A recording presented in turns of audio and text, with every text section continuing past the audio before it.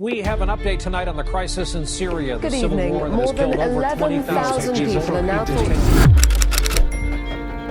It takes on hunger, and it improves health. It builds schools, creates jobs. It trains law enforcement. It encourages other countries to support our goals. With a staggering $68 billion going towards foreign aid, America's commitment towards global welfare is more than just a kind gesture. It's a testament to its character. But for every US taxpayer, a looming question persists. Where did this money truly go? And what do we get in return for the US sending these $8 all over the world? Is this a vanity project of our politicians? Or does it offer real benefits to the country? Let's explore. Chapter 1: The origins of the US foreign aid. By the end of World War II, much of the Europe was devastated. There were very few industries and infrastructure, and food shortages were rampant. The USA came up with the Marshall Plan, named after Secretary of State George Marshall, who presented this plan to the world. This is certainly not the program of a country seeking to exercise domination or to influence unduly any foreign country. It was officially called the European Recovery Program, ERP. It was an American initiative enacted in 1948 to provide foreign aid to Western Europe.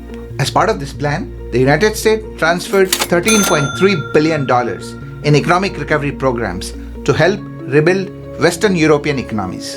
At that time, the US aimed to achieve two key objectives using this aid. First, sell US goods and services and make European economies wealthy enough to buy US goods in the long term. Second, stop the spread of communism in Europe by limiting the influence of the Soviet Union.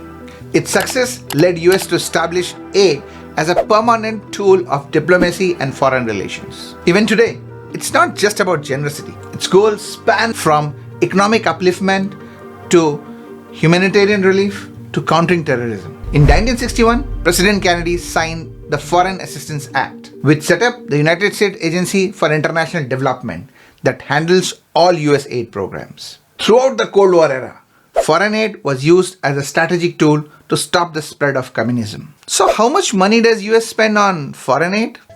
Time and time again, when they do surveys and they ask people, what proportion of the federal budget is spent on foreign aid, they'll say, 25%. While in reality, it was closer to 1%. Right now it varies between 1 and 2% depending on how you define it. Contrary to the popular belief that thinks that 25 to 30% of our budget is spent on foreign aid, in reality, foreign aid is just a drop in the huge ocean of federal budget, less than 1 to 2%. Despite a small share, the effect of this aid are monumental, shaping diplomatic ties, bolstering economic alignments, and manifesting America's dedication towards mitigating worldwide hardship. Chapter 2.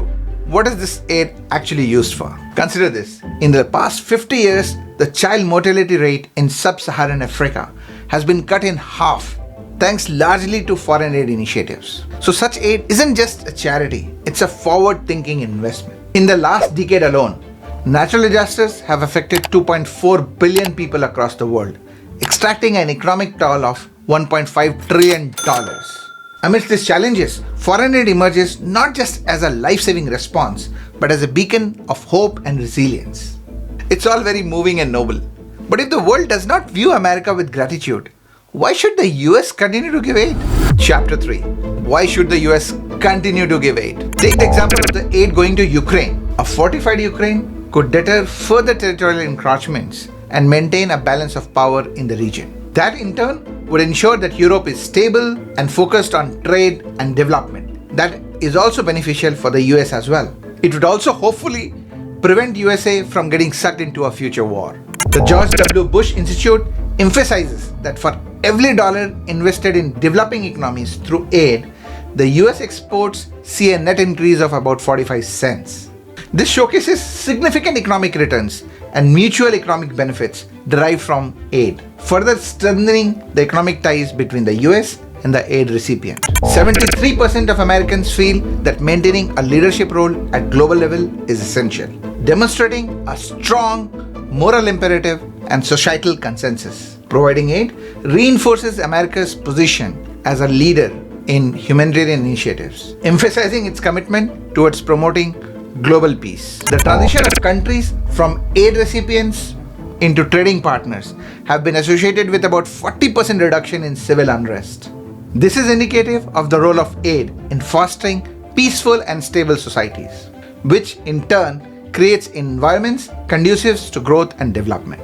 US aid allows the US to speak for nurturing democratic values, ensuring human rights, and fostering a political climate that is resilient against authoritarian influences. Do you really mean that there are only positives to giving out this aid money?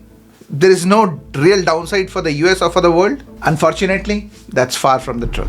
Chapter 4. Arguments against continuing giving aid. The data from devpolicy.org reveals some startling realities. In some countries, over 40% of public investments are being financed by foreign aid, potentially creating unhealthy dependency and hindering self-sufficiency and long-term development. Reports imply that a 10% increase in foreign aid in fragile nations correspond to about 3% increase in corruption levels. This shows that without stringent oversight and governance structure, aid can inadvertently fuel corrupt practices, undermining the efficacy and intentions of the aid being provided. Unintended consequences have been observed, whereas an influx of aid, like food aid, had an adverse impact on the local agricultural economy. Farmers struggled to compete against the free food, leading to unintended disruptions in the local demand and supply dynamics. Similar to the impact on agriculture, a significant amount of donation of clothes can lead to an adverse impact on local apparel employment. There have been instances of staggering 50% decline in local industries, which goes on to show how it can have an unintended impact on the local industries and economies. Countries with heavy reliance on foreign aid typically exhibit slower growth rates compared to those other nations which are more self-reliant. This divergence underscores the importance of fostering internal capabilities. So there are pros and cons to sending aid, but in my opinion, the pros far outweigh the cons.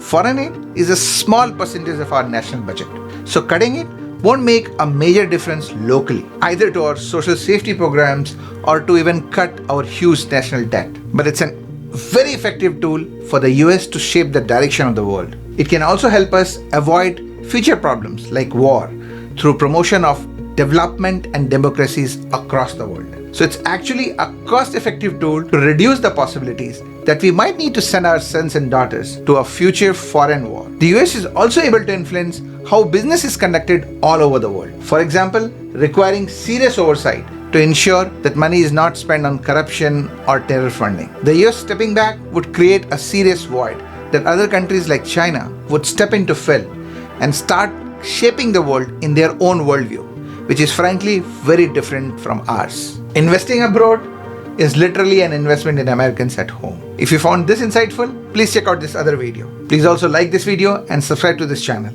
It's absolutely free for you, but it helps me immensely. Thank you.